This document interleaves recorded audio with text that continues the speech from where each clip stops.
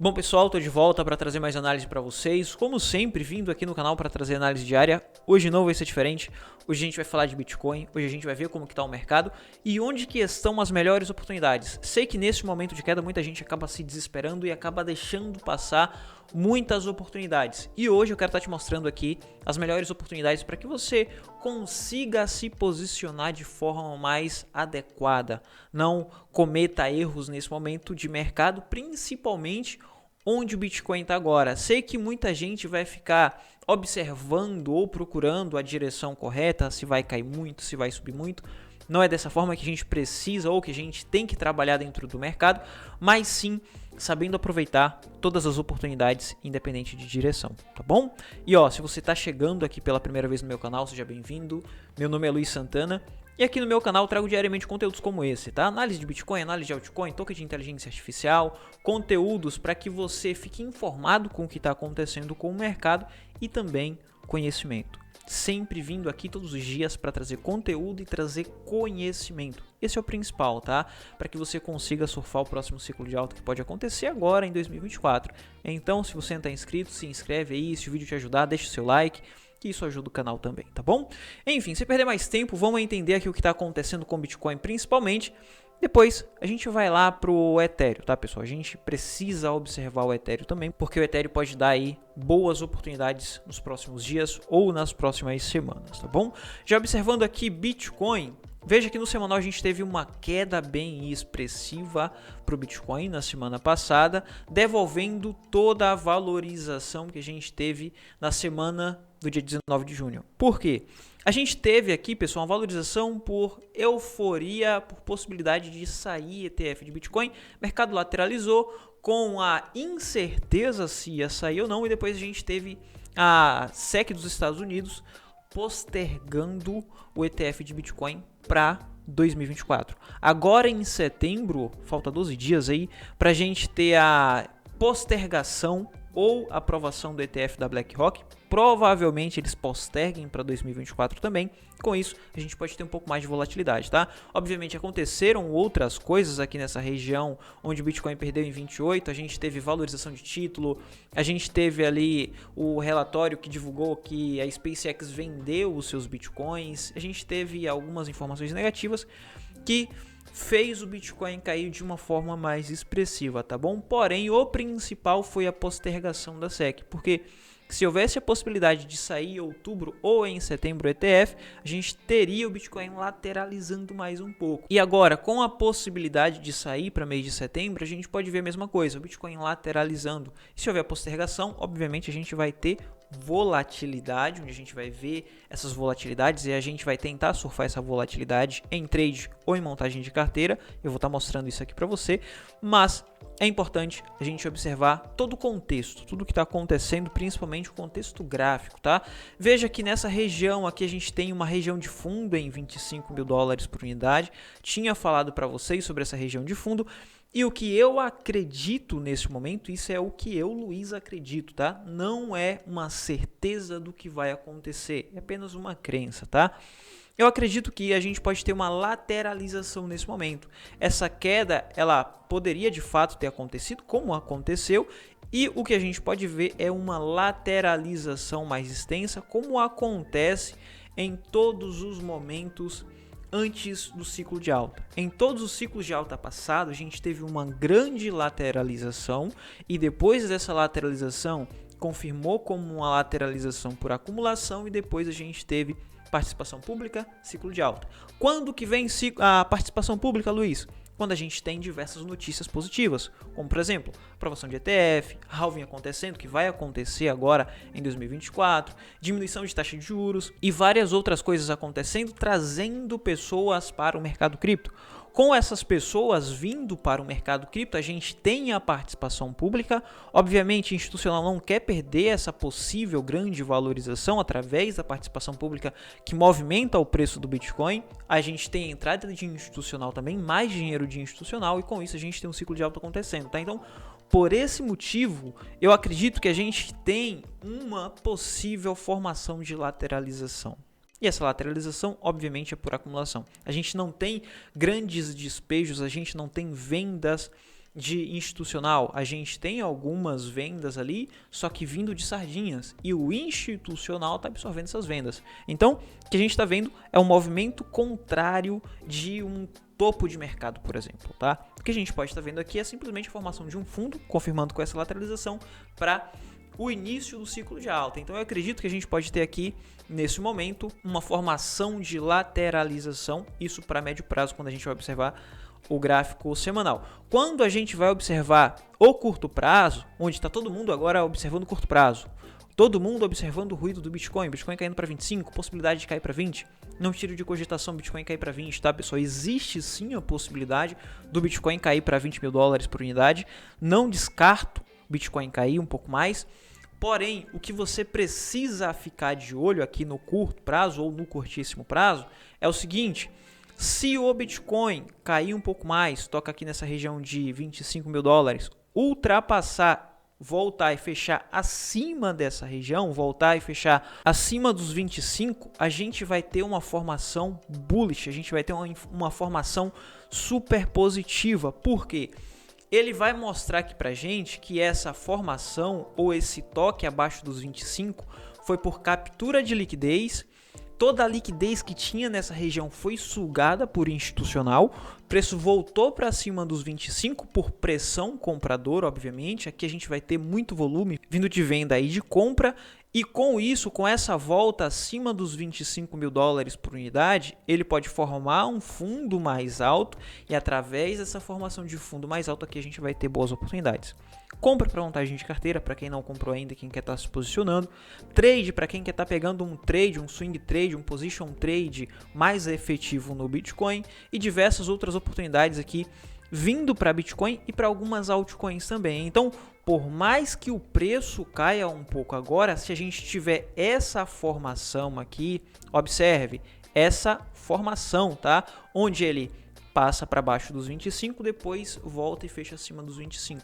Ele capturou toda a liquidez dessa região e a partir daqui o que a gente pode ver é uma valorização ou um volume comprador mais expressivo depois que a gente vê essa formação. Se ele estruturar abaixo, ele descaracteriza tudo isso daqui, tá? Então por isso que é importante a gente trabalhar em cima de todas as possibilidades e de todas as probabilidades. A gente só tem duas, tá, pessoal? A gente não tem 200 possibilidades. A gente tem a possibilidade dele permanecer abaixo, segurar abaixo, estruturar abaixo dessa região e cair, ou ele romper essa região, voltar e fechar acima, onde ele vai caracterizar aqui um bear trap e a possibilidade vai ser de valorização, obviamente. Então, nesse momento, a gente só tem essas duas possibilidades, porque se ele descaracterizar isso daqui, fechar abaixo dessa região, ele vai estruturar abaixo dessa região e o nosso movimento vai ser um movimento um pouco mais extenso na queda. E, obviamente, para a gente ter mais queda no mercado, a gente precisa de notícias negativas. Então, a gente vai ficar de olho nas notícias. Não que a gente opere notícia, a gente não precisa operar notícia, mas as notícias impactam sim no preço e a gente precisa ficar atento. Por quê? Se agora em setembro a gente tiver a postergação do ETF de Bitcoin lá para 2024, nesse momento o mercado vai abrir mão das compras, vai querer estar comprando lá em 2024, não é mesmo? Com isso, qualquer notícia negativa que sair aqui no mercado, os vendedores começam a agredir, não tem pressão compradora, preço cai. Então, por isso que é importante a gente estar observando as notícias nesse momento, tá? E se houver essa formação aqui, uma estrutura abaixo dos 25 mil, a gente tem oportunidades também, onde a gente começa a fazer alguns shorts. Se você está posicionado em spot em Bitcoin, os seus shorts, obviamente, vai ser para um hedge, onde você contém ali a queda da sua carteira, pega lucro do mercado e compra mais Bitcoins em fundos, em estruturas mais abaixo. E se você não tem Bitcoin, aqui não vai ser uma região para estar comprando, porque você sabe que aqui a gente tem uma estrutura apontando para mais queda. Então você consegue shortar. Com o lucro do short você consegue estar se posicionando no Bitcoin, para você que não tem nada ainda, e para você que acredita que o Bitcoin vai cair infinitamente, tá? Então, aqui a gente tem boas oportunidades, principalmente nessa região aqui de 25 mil dólares por unidade, onde eu acredito que ele pode dar um toque aí nos próximos dias, tá, pessoal? Porém, isso observando o gráfico diário. O gráfico diário, ele precede movimentos do gráfico semanal, mas a gente precisa preceder o movimento do gráfico diário, porque se a gente espera a confirmação, eu trabalho sempre em cima de confirmação de sessões. Se você espera confirmações também, você precisa preceder alguns movimentos do gráfico diário. Você precisa observar times de antecipação, você precisa observar gráfico de 4 horas, gráfico de 1 hora. Não necessariamente você vai utilizar para fazer as suas entradas, mas para entender o que está acontecendo dentro da sessão do gráfico diário. A gente tem uma vela diária e dentro dessa vela diária a gente tem várias informações do que está acontecendo durante o dia. Então a gente vem e diminui, a gente utiliza 1 hora, 4 horas para que a gente preceda esses movimentos aqui do gráfico diário, para que a gente entenda o que está acontecendo dentro da sessão diária. Quando a gente vai observar o gráfico de 4 horas, eu vejo uma possível formação aqui de reversão, onde a gente tem a possibilidade de formação de fundo duplo. Isso é muito importante a gente estar observando, e se tivermos a confirmação desse padrão, ou seja, o preço passar a subir e romper essa micro resistência que ele não conseguiu romper cá atrás, tá, pessoal? Ele tocar aqui de novo nessa região de 26.250, 26.240 e romper. Quando ele romper essa região, ele vai mostrar pra gente que essa micro resistência aqui não está oferecendo mais resistência para o preço e a resistência, a próxima resistência vai estar mais acima, na próxima região de referência para os vendedores. Porém, onde que está aqui pra gente referência para venda? Se você está posicionado em uma operação, você sairia da sua operação aqui nos 27.200? Sairia aqui nos 27.400? Não, porque aqui não tem referência nenhuma para você vender aqui. Por que você venderia? Olha só como foi a queda quando ele estava abaixo dessa região. Para valorização, não temos referência para vender. Institucional não tem referência para vender até chegar aqui, média de 50 períodos, que pode oferecer uma resistência, ou mais acima, nos pontos mais acima, onde a gente tem referência para venda aqui, quando a gente vai observar o gráfico diário, como por exemplo, aqui nos 28.700, 28.800. Obviamente, se você está posicionado em um trade, você pode realizar antes, porque nessa região aqui, veja que a gente tinha um topo aqui em cima, onde foi uma resistência para o preço oferecida pela média de 50 períodos, e agora esse pequeno topo aqui pode oferecer uma resistência para o preço em 28.100. Então, a gente observa essa região como uma referência para venda. Ou seja, se você quer fazer algumas vendas, onde que vai ser a minha próxima referência aqui? Minha próxima referência vai ser no próximo topo. Onde que está o próximo topo? É nessa região de 28.100. Ou seja, ele confirmou esse padrão aqui no gráfico diário, a gente consegue pegar esse trade,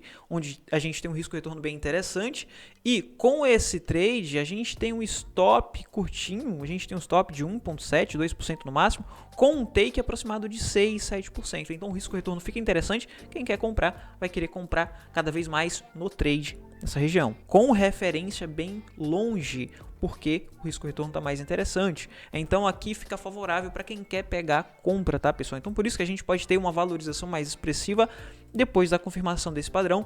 Isso acontecendo dentro do diário, tá? A gente pode ver essa valorização acontecendo dentro de 1, 2 dias no máximo, se houver a confirmação aqui dentro do intraday. Então por isso que a gente faz sempre essas observações e precede alguns movimentos importantes. Só que é importante eu frisar para você que isso vai acontecer ou pode acontecer através de confirmação, ou seja, o preço sobe, rompe essa região e fecha acima. Veja que nesse momento cá atrás ele tocou e voltou, ele tocou de novo, ultrapassou, fechou abaixo e passou a cair. Então a gente precisa da confirmação, ou seja, a pressão compradora passa a subir, os compradores vão comprando até essa determinada região, suga toda a liquidez das vendas, absorve todas as vendas e consegue segurar acima dessa região. A gente tem a confirmação, possibilidade de continuação de valorização, tá, pessoal? Então, por isso que a gente sempre espera essas confirmações. Mas, se ele não conseguir romper, não conseguir confirmar essa região, o que a gente pode ter é uma lateralização, tá? A gente pode ver o preço lateralizando dentro dessa região entre 26.200 até 25.800. Então não vai estar nada fora do escopo, o preço toca aqui, se fechar abaixo ele não confirma, então a gente tem aqui uma pressão compradora crescente, o preço passa a cair até os 25 e ele vem lateralizando, tá? Por que isso pode acontecer? Porque a gente tem diminuição na volatilidade. Diversos indicadores mostram pra gente que a gente tem diminuição na volatilidade.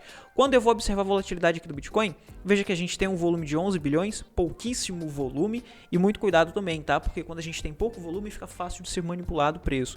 E a volatilidade tá abaixo, tá em níveis mínimos, tá? Quando a gente vai ver calendário econômico, a gente não tem informações de altíssima relevância no decorrer dessa semana, então a gente não tem muita coisa que pode trazer volatilidade para o preço, a não ser na sexta-feira, com o Federal Reserve, o presidente do Federal Reserve falando, o Jeremy Powell, e também quando a gente vai observar esses indicadores aqui, como por exemplo a estimativa de alavancagem. Veja que a estimativa de alavancagem caiu bastante. Quando a gente tem queda na estimativa de alavancagem, geralmente a gente tem lateralizações depois de um movimento bem expressivo, tá? Quando a gente teve essa queda mais expressiva aqui na estimativa de alavancagem, a gente teve essa queda no preço e depois o preço passou um bom tempo lateralizando. Aqui é a mesma coisa, tá, pessoal? E em diversos momentos a gente teve isso acontecendo.